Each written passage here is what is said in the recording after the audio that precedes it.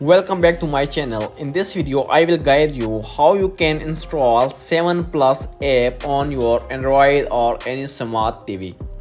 So for that, first of all, turn on your Android TV and make sure it's connected to the internet.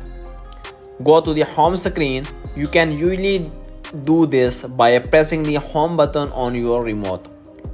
Then navigate to the Google Play Store. You can find the Google Play Store in your list of apps or it may be a dedicated button on your remote. When you open Play Store, search for 7 Plus app. When you search it, just select the 7 Plus app from the search results and just simply install that. Once it's installed, then you can open and enjoy it. Thank you for watching.